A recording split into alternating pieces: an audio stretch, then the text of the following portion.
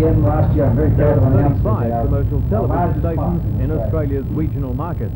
The conference, hosted by NBN, has been examining the ways these stations can best serve their advertisers' needs. Each station has individual problems, created by their geographic location and the prosperity of the area they serve. Marketing manager of RTA, Lloyd Barwell, says research of each marketplace is What's an the secret important for tool these regional salesmen. stations? Well, one of the secrets, of course, is to get to know your local market.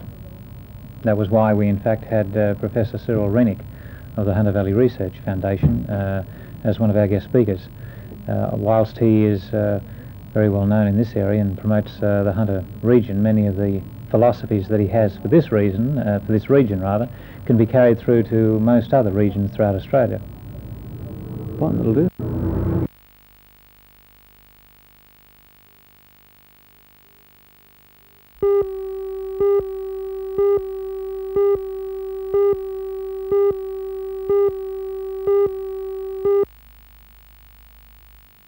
At 66, Arthur Wade has spent 12 years in local government, and when he retires in 1987, he will have devoted 20 years to his constituents in Newcastle. He says it's time to hand the reins over to somebody else, and the next 2.5 years will give him time to finish some of his pet projects. Who would you like to see succeed you? I've got thoughts, but I don't think I should announce that because the redistribution of boundaries are going to take effect. I don't know just when, but it will be shortly, and dependent upon the structure of the new electorate. I would think that would determine who would have the numbers, and it's a numbers game. This redistribution of state Labor boundaries, which must be done within the next 3 years, could place a new light on the contest for the safe Labor seat of Newcastle and make it difficult for Arthur Wade's successor.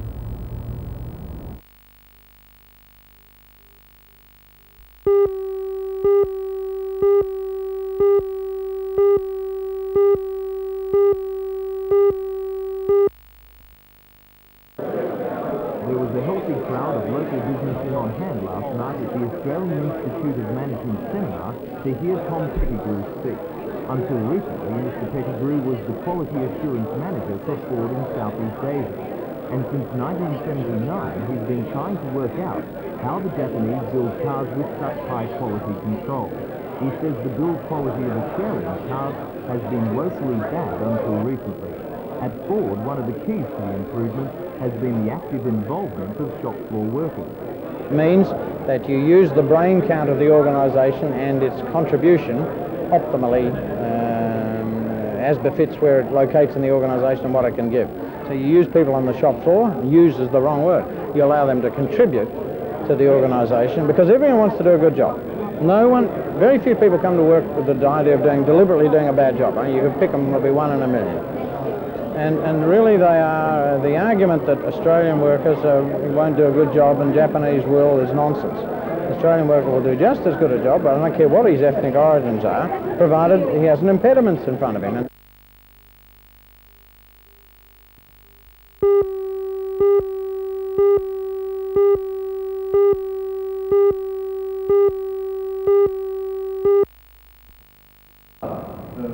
The turnout was impressive. The Vice Principal of the University, Professor Ken Dutton, the Acting Principal of the CAE, Dr Doug Huxley, and the State Member for Waratah, John Price, were amongst those on hand, united by their opposition to the federal government's proposal to reintroduce tertiary fees. Such fees could add $1,500 to the cost of a year at university for each student, and many would be forced to drop out. While the proposal is now on the back burner in Canberra, the tertiary institutions still fear its eventual reintroduction. It was therefore decided to survey students on the effects of fees and to try and mobilise students, academics and the media against fees. We hope that a local issue can bind together some sort of lobbying force with the different organisations represented here doing what they do best in their own special ways. Students will protest, I hope. This will back up our particular avenues of gaining public exposure, and the academics will write or will back us up in our protest, and different people will do it in their different ways, but we hope to coordinate that approach.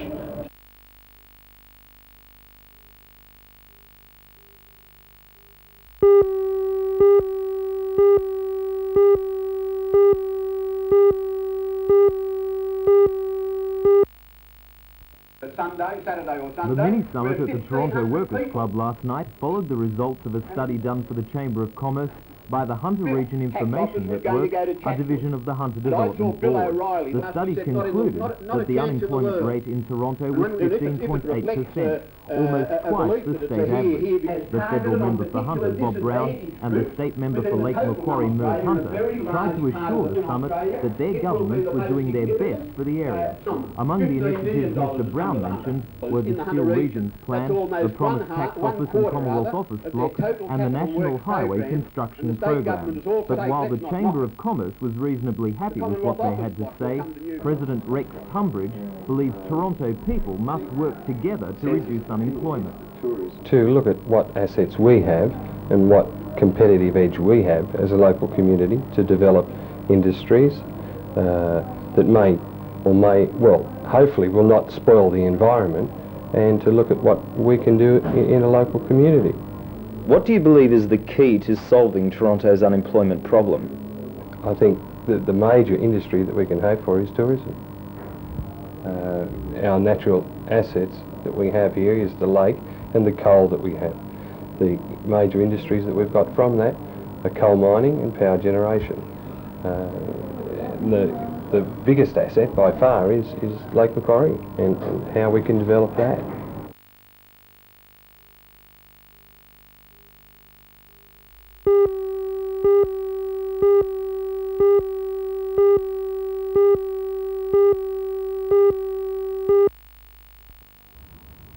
Last The night, $4.2 committee allowed million the development supermarket application through proposal without now goes comment. to the Department of Planning Before and the council Environment for committee's their decision to approval. recommend the Meanwhile, go the ahead for the department is supermarket also in Nelson considering Bay, a council there was much application to scepticism have that the it Nelson would be Bay knocked Shopping back. Centre The rezoned reason from was commercial because to it will be in tourist direct commercial. competition In the with original the council's rezoning Salamander proposal, Bay the council commercial wants to development. restrict development The to under 4,000 square 2,000 metre square shopping metres, centre, a which move will be that would have bordered by ruled out the Tomaree, new Yakaba supermarket. and Stockton That Streets, restriction has now complies been with dropped. council code.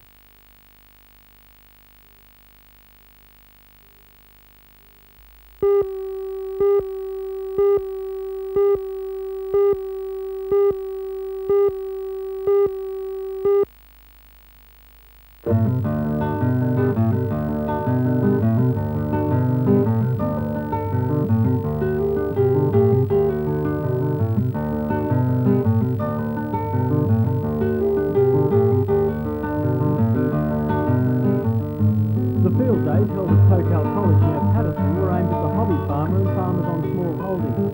With the current boom of small farms in the Hunter and on the Central Coast, it's appropriate that field days dealing with their specific needs are held in this area. Throughout the field days, small farm operators had the opportunity to see a range of cottage industries and craft demonstrations, as well as favourites like wool spinning and weaving, leatherwork, lace making and bread making. The old art of weaving wheat to make corn dolls, which dates back to pre-Christian times, was also demonstrated. Outdoor crafts to be demonstrated included mud brick making, no-dig gardening and pottery. A favourite amongst youngsters is the unusual business of yabby farming. Of course, there were displays of the latest in farm machinery, including everything from electrified fencing to compact tractors. There were also lectures on a variety of topics that affect the small farmer, including house cow and beef cattle management, soil conservation, poultry husbandry and pastures and crops. Agriculture Minister Jack Hallam hopes the field days will become an annual fixture and sees the event as important for the small operators. There's an increasing number of people coming into the hobby or small farm area, and we have an immense range of knowledge to assist them in how to properly utilise their soil types, geographical locations, the types of trees to plant, agricultural practices, animal husbandry, whatever. And field days like this give them an opportunity to take advantage of the technical information, the range of information that's available for them, and it's also a very pleasant experience.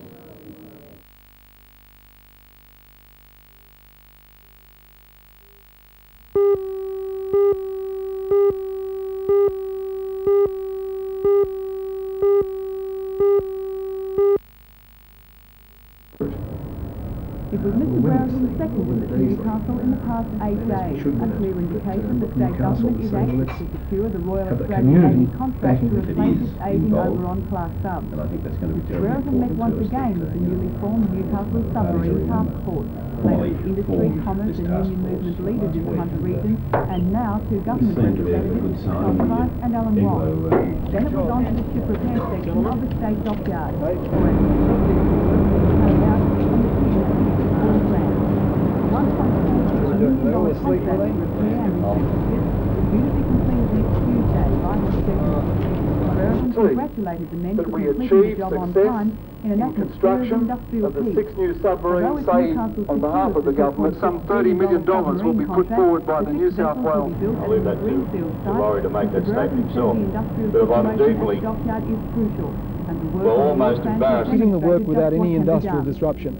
It stands as a great example to the federal government and indeed to all of Australia that Newcastle can do the job, can do it with industrial harmony and should win the submarine contract. How important is industrial peace at the dockyard to securing the contract? Absolutely vital, and that's why I'm delighted to be here today to thank the men on the job for this splendid demonstration of their abilities. What do you think of Newcastle's chances of securing the contract? Well, there's no doubt that Newcastle is the best place in Australia to construct these submarines. In terms of skilled workforce, in terms of the technical and industrial infrastructure, Newcastle leaves the rest of Australia for dead. It's our job in government in New South Wales to make sure that we convince the tenderers and the federal government of that position. Mr Brereton will return to Newcastle again next Wednesday with the Minister for Defence, Tim Beazley. However, he said he doesn't expect a decision to be made on the submarine contract until perhaps late next year.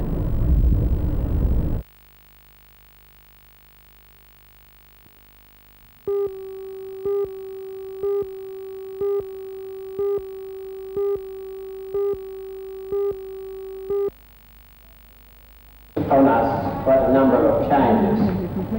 Wasn't the impact, he was the team leader. One of the last groups to graduate under the old system of hospital-based training. A small token of congratulations from the fellow classmen. A statewide prize for the person who scored the highest marks in the New South Wales National Registration Board examination. A number of other prizes were also awarded. There were postgraduate diplomas in conversion course and courses in management and administration. The graduation ceremony also provided an opportunity for discussion. The regional coordinator for the Southwest Health Region and senior health and psychiatric nurse, Tony Finland, said the field of mental retardation nursing is undergoing Mr. Geach change, and his wife are not without misgivings. These include fears that the existing shortage of nurses in this field will worsen. It is for us sometimes very difficult to have a true balance of what we're trying to do. This is change to provide an opportunity to practice many new methods of approach.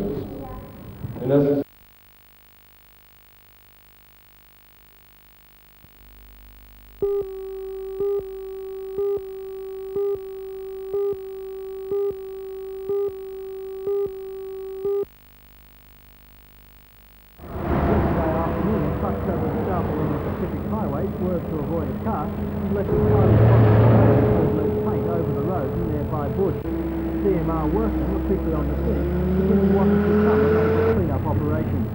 The worry yesterday was that the highly toxic paint would enter a water source and cause a contamination problem.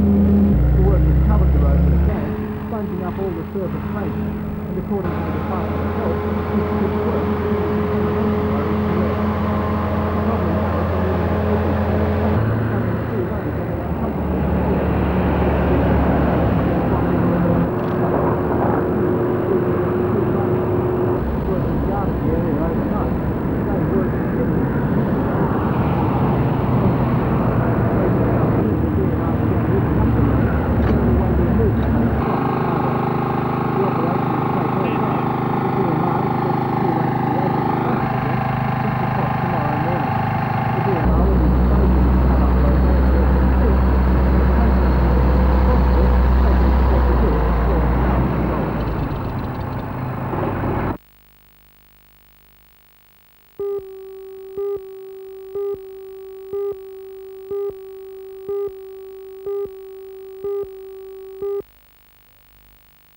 Game, set, match, everything.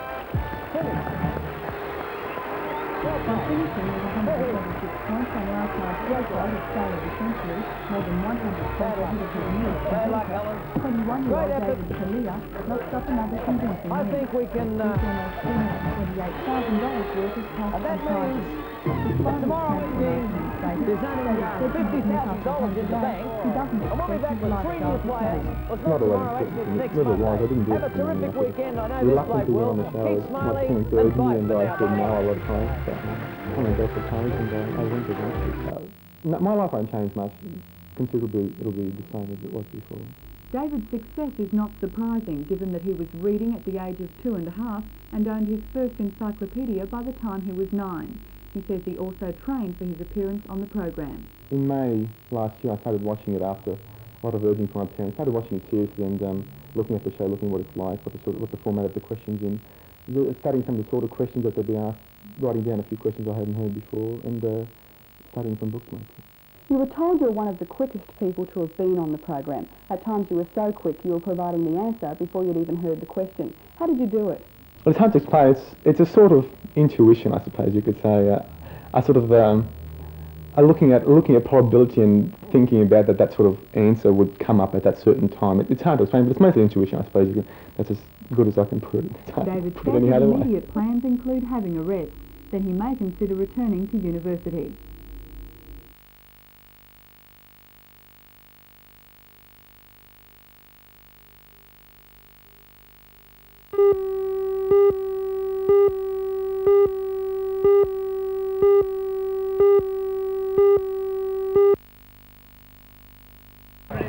Illawarra is the first side to challenge Newcastle for the Interzone Challenge Cup since they won at the Country League last year. Right from the start, however, it was apparent that the cup might be moving to the southern field business, with Illawarra 5'8" Steve McCulloch knocking over a field goal and scoring in the corner within the first 10 minutes. Illawarra had Newcastle going backwards and added further points through winger Steve Coleman, who tidied up after some loose play. The try was converted, and Illawarra went further ahead just minutes later when winger Pia Moala crossed for Illawarra's third try after Coleman stripped the defence. Illawarra were leading 19-0, and that remained the score until midway through the second half, when they unleashed another attack, scoring a try, a field goal and a penalty goal. Newcastle scored consolation points right on the whistle, with country representative fullback Nick Wright crossing for his team's only try.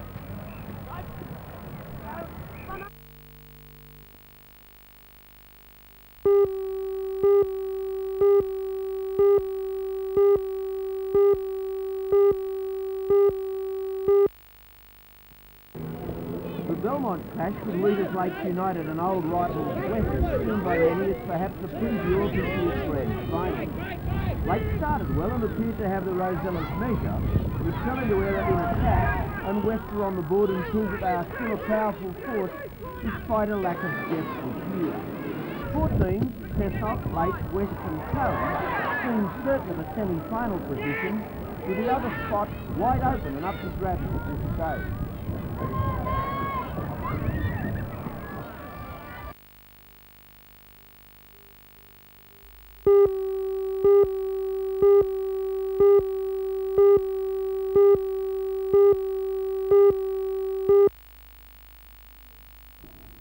The NSW has taken the lead in a new era of banking. It is the first building society to take advantage of the government's deregulation of the financial system by becoming a bank. It says it will be looking for a big slice of the financial market and will be channeling its vast assets into housing finance. The Advanced Bank is expected to be listed on the stock exchange later this month. The new banks boast new signs, modern equipment, free check accounts and the latest security measures.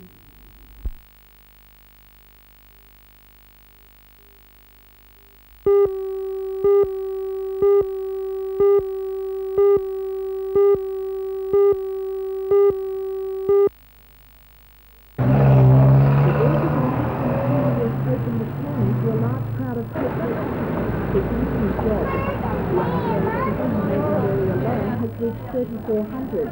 The new complex will provide 135 permanent casual vacancies as well as 150 permanent positions. According to Commonwealth Employment Services Manager John Bristow, an estimated 1,600 interviews will be conducted this week, and there are a variety of jobs to be filled. What type of jobs are available? Office, clerical, managerial, assistant managers and trainee managers, and of course sales assistants, general office lay-by clerks, that sort of work. Everything involved in a supermarket. As well as the Super Kmart project, plans are now being discussed by the Melbourne City Council for the construction of another